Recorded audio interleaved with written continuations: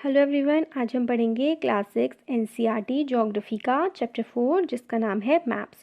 तो हमें इसमें बताया गया है कि हमने ग्लोब्स के बारे में पहले पढ़ा था और अब हम पढ़ेंगे मैप्स के बारे में। तो मैप क्या होता है? A map is the representation or a drawing of the earth surface or a part of it drawn on a flat surface according to the scale. तो जो हमारा मैप होता है हम उसे एक पेपर पर भी बना सकते हैं और उसमें हम लोगों को मतलब जो होता है ग्लोब होता है हमारा 3D स्ट्रक्चर और हमारा मैप जो होता है वो हमारा 2 डायमेंशनल स्ट्रक्चर होता है जिसमें हमारी लेंथ और ब्रेथ होती है, सिर्फ हाइट नहीं होती है। ग्लोब में हमें हाइट का भी पता लगता है।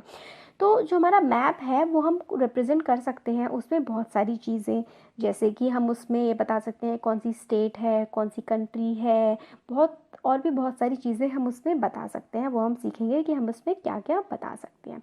मैप हमें बहुत सारी इन्फॉर्मेशन देता है और मैप कई तरीके के होते हैं, जैसे कि फिजिकल मैप्स जो होते हैं उसमें हमें माउंटेन्स मिलती हैं, प्लेट्यू, प्लेन, रिवर, ओशन और दूसरी बहुत सारी चीज़ें। माउंटेन मतलब पहाड़, प्लेट्यू मतलब होता है पठार। माउंटेन जो होती है वो ऊंची होती हैं और वो एक तरह से आप देखिए वी टाइप का स्ट्रक्चर बनाती हैं। प्लेट्यू जो होते हैं वो कंपैरेटिवली लोअर होते हैं और वो थोड़े चौड़े चौड़े से होते हैं। प्लेन्स तो आपको पता ही है, जो बिल्कुल जहाँ पे कोई एलिवेशन नहीं होता है। नॉर्मली जो प्लेन एरिया होते हैं हमारे कंट्री के, जैसे यूपी है और गुजरात वगैरह, ये मोस्टली प्लेन एरिया है। और हम लोग मैप में दिखा सकते हैं नदियाँ और ओशन दिखा सकते हैं। तो जिन मैप्स में ये सारी चीज़ें दिखाई जाती हैं, पहाड़, नदियाँ, रिवर्स, ओशंस, तो उसको हम बोलते हैं फिजिकल मैप। अब सेकंड नंबर पे आता है पॉलिटिकल मैप।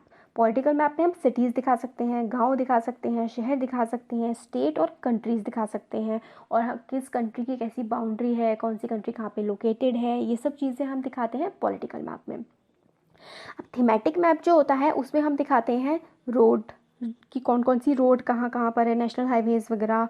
रेनफॉल कैसा हो रहा है, जैसे कि सबसे ज़्यादा वर्ल्ड का रेनफॉल कहाँ पर होता है, सबसे कम कहाँ पर होता है, कितने सेंटीमीटर होता है, ये सारी चीज़ें जो हम दिखाते हैं वो दिखाते हैं हम थीमेटिक मैप में।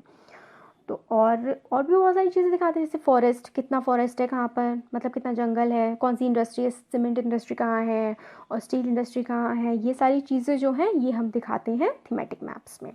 अब जो है मैप्स के 3 कंपोनेंट्स होते हैं जिनका नाम है डिस्टेंस, डायरेक्शन और सिंबल। तो अब डिस्टेंस क्या होता है?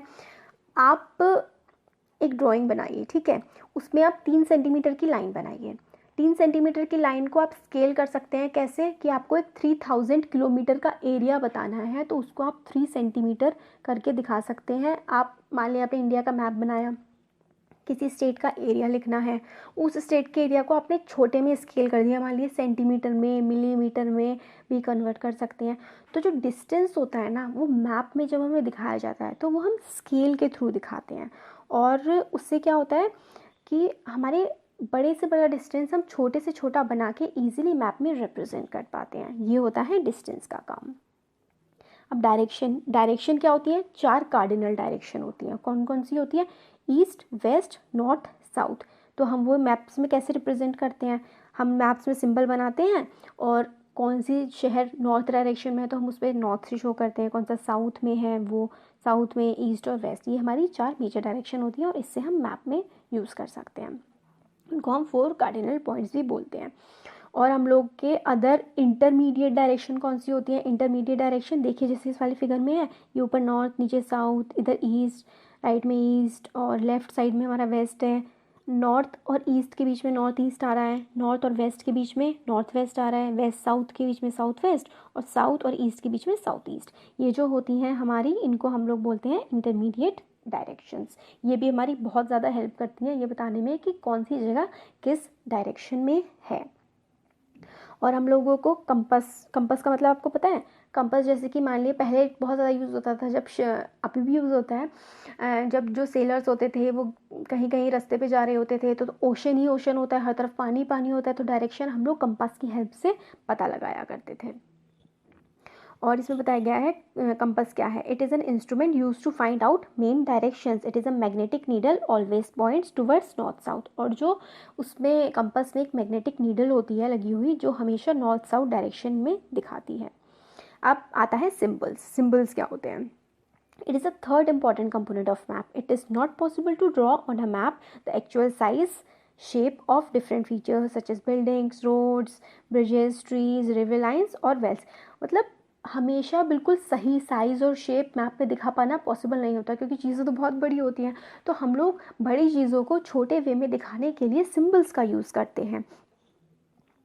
जैसे कि हम लोग लेटर बॉक्स के लिए, जैसे कि जो हम लोग पोस्ट ऑफिस होता है उसके हम लेटर बॉक्स बना देते हैं। फॉरेस्ट दिखाना होता है तो वहाँ पे हम ट्री का सिंबल बना देते हैं।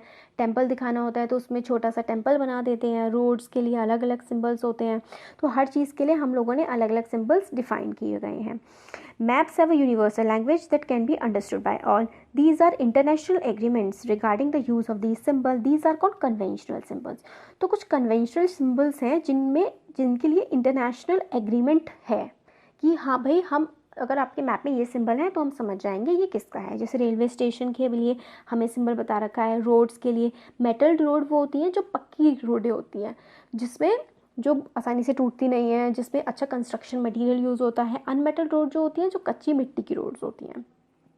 इंटरनेशनल बाउंड्री हम ऐसे बनाते हैं। इंटरनेशनल का मतलब होता है जो दो अलग अलग कंट्रीज़ के बीच में बाउंड्री होती है। जैसे इंडिया और नेपाल के बीच में जो बाउंड्री होगी वो ऐसे लाइन डॉट से दिखाएंगे। दो स्टेट्स की बाउंड्री, जैसे कि उत्तराखंड और यूपी के बीच में जो बाउंड्री होगी उसको हम, ये जो सेकंड नंबर पे है इसकी तरह दिखाएंगे। डिस्ट्रिक्ट होगी, स्टेट में कई डिस्ट्रिक्ट्स होती हैं, उसको हम डैश डैश डैश लाइन से दिखाएंगे। रिवर को ऐसे। तो मतलब ये डिफाइंड सिंबल्स हैं कि इन सिंबल्स का यूज़ करके हम मैप में बता सकते हैं कि कौन सी चीज़ किस जगह पर लोकेटेड है। Various colors are used for same purpose. For example, generally blue is used for showing water. हम लोग generally blue यूज़ करते हैं water के लिए। ब्राउन यूज़ करते हैं हम माउंटेन्स के लिए। येलो यूज़ करते हैं प्लेट्यू के लिए। और ग्रीन यूज़ करते हैं हम लोग प्लेन एरिया को दिखाने के लिए। देखिए हमें मैप बताया गया है कि इसमें ये देखिए रोड जा रही है, यहाँ से रिवर जा रही है, यहाँ पे ट्रीज़ हैं, घर हैं, स्कूल, टेंपल, ये सब चीज़ें हम लोग मैप में बना के लोकेट कर सकते हैं। देखिए डायरेक्शन भी दिखा रखी है, नॉर्थ, फिर यहाँ पे पोस्ट ऑफिस, चर्च वगैरह सारी चीज़ें बता सकते हैं। अब स्केच क्या होता है? A sketch is a drawing mainly based on memory and spot observation and not to scale. Sometimes a rough drawing is required of an area to tell whether a particular place is located with respect to other places. अब sketch जो होता है वो memory based होता है। मतलब इसमें हम लोग कोई स्केल नहीं बनाते हैं। जो हम मैप बनाते हैं ना उसमें हम स्केलिंग करते हैं। सपोज 1000 किलोमीटर के लिए हमने 1 मीटर की लाइन बना दी है और वो रिप्रेजेंट करती है एक 1000 किलोमीटर को, और उसके ही बेसिस पे हम बिल्कुल सेट पैटर्न में मैप्स ड्रॉ करते हैं। मगर जो स्केच होता है वो रफ होता है। एग्जैक्टली ज़रूरी नहीं है वैसा का वैसा ही हो जैसा रियलिटी में एग्जिस्ट करता है। जैसे कि suppose your friend may make a rough drawing to show the way to his house. Such a rough drawing is drawn without scale is called a sketch map. तो जिसमें स्केलिंग नहीं की जाती है जिस मैप में, उसको हम बोलते हैं स्केच मैप। अब एक प्लान क्या होता है? A plan is a drawing of a small area on a large scale. A large scale map gives a lot of information, but there are certain things which we may sometimes want to know. For example, length, breadth of room, etc. ये सब चीज़ें। तो plan में क्या होता है कि हम लोग एक छोटी सी ड्राइंग बना लेते हैं किसी छोटे एरिया की एक बड़े स्केल पे। उसमें क्या होता है, प्लान में हमें बहुत सारी इन्फॉर्मेशन देते हैं। सपोज हमें एक कमरे की ही इन्फॉर्मेशन देनी है तो हम उसकी एक एक चीज़ बताएंगे। लेंथ कितनी है, ब्रेथ कितनी है, हाइट कितनी है, किस चीज़ किस जगह क्या सामान रखा हुआ है। तो जो प्लान होता है ना वो बहुत ज़्यादा डिटेलिंग में होता है। वो छोटी चीज़ का एक बड़ी चीज़ पे मैप, जैसे हम डिफ्रेंशिएट ऐसे करते हैं। जो हमारा मैप होता है वो हम बड़ी चीज़ को छोटे में रिप्रेजेंट करते हैं। प्लान में क्या होता है, हम छोटी चीज़ को बड़ी तरह से रिप्रेजेंट करते हैं। बहुत ही माइन्यूट डिटेल्स, बहुत छोटी छोटी डिटेल्स भी हम इसमें बताते हैं। तो हमारा चैप्टर हो गया कंप्लीट। आपको